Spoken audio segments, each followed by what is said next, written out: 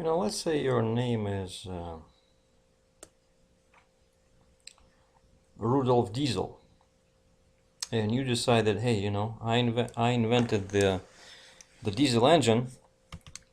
I might as well do some trucking with it. So what would you put on the door of your truck? You know, what would it say? Would it look like this? Rudolf Diesel trucking? And I think he lived where? Yeah, London. At some time. London, UK? Or would it just say, you know, something more modest? Like R Diesel. R Diesel Inc. London, UK. No, actually, I saw, I've been thinking, of course, I'm always thinking about, putting my own name on the door. And I think the best ones I like I keep looking at what people put on their, on their trucks when I can see that it's, you can see the guy owns his truck and trailer and he has his own authority. Uh, I just see, just name and let's say, Houston, Texas, and that's it. And people just put basically their name and where they are from. No, I would make it look like kind of like industrial form. I mean industrial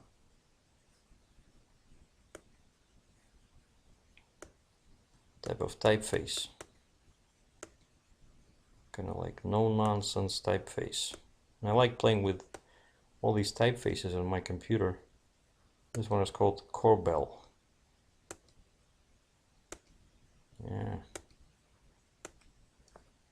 Yeah. Something like this. I bet if you're Rudolf Diesel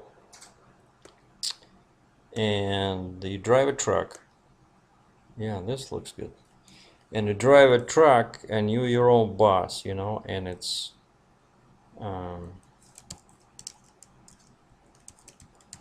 your name and your name is on the door. I bet you would, what is this? Oh, I switched to Russian by mistake. I bet you would feel pretty good about yourself.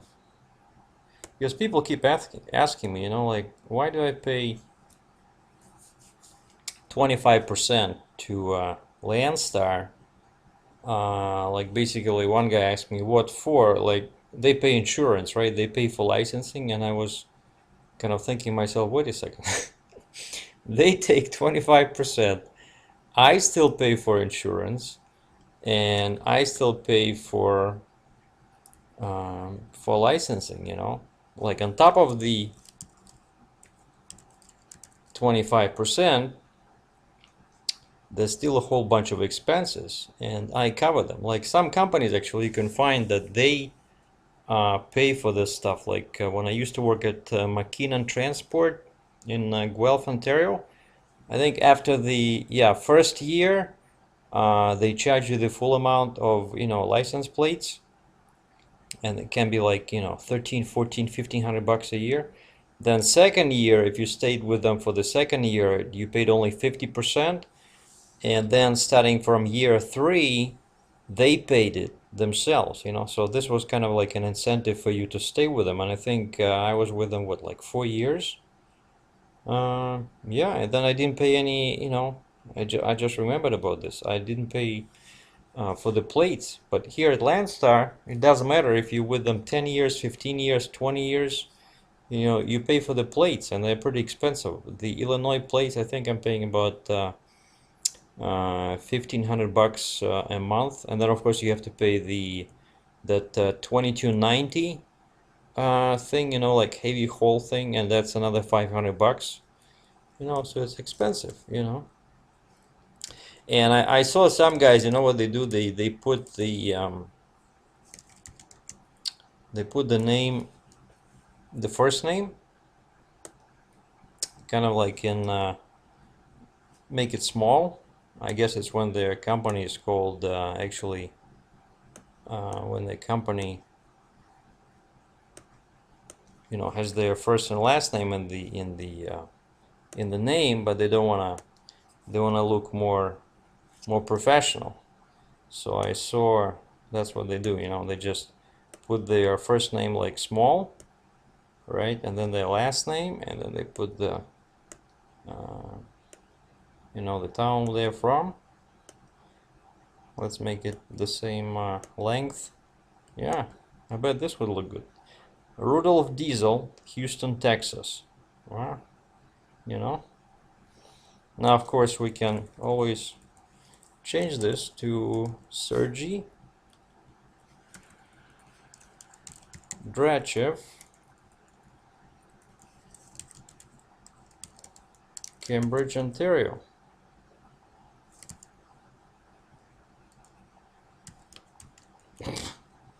Because a lot of people probably don't even know what ON stand for, you know. I would probably have to put Canada here, you know. I don't know. That's my dream, and I stick to it, you know. No one can say my own name. Heck, you know.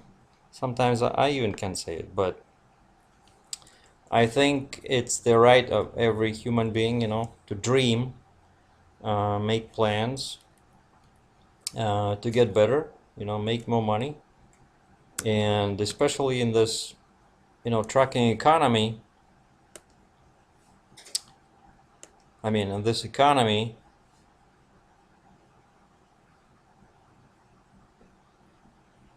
where nothing is, you know, everything is unpredictable. By the way, I was reading about this guy, right? Because I was thinking like what name to use, and you know, I didn't want to use someone's name so that they, you know, and then later they just, you know, sue me or something. And I started reading about this. What the heck? I'm trying to increase the frame, but it doesn't want to increase. Come on.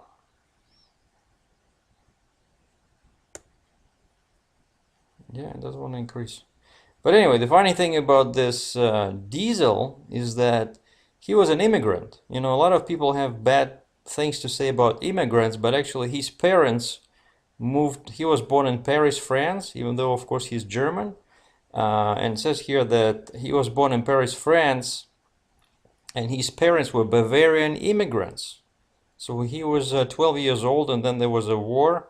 So they went back to Germany, and then he started, you know, studying all these mathematics and engineering, and he became an engineer. And he disappeared when he was 55. There was a ship, basically. He was heading to London, UK, and they opened his cabin in the morning, and it was empty. And then they found a corpse floating in the sea, and it was, you know, such a bad shape that you cannot recognize anything from the body itself, but there were some items on the body, and then the son of Rudolf Diesel said that those items belonged to Rudolf. And another funny thing is that his wife, it says here, opened the bag that her husband had given her just before the trip, and it was full of cash, 200,000 German marks, and statements that showed that their bank accounts were empty. You know, kind of like weird. But this is the guy that, you know, that invented the high compression diesel engine, and without him, I don't know where we would have been. And he was an immigrant, so, you know, if you have a dream, there's no way of stopping you. So anyway, so this is just my, you know, thoughts on becoming independent and becoming owner operator, and somehow Rudolf Diesel came into the picture. Thanks, Rudolf, wherever you are.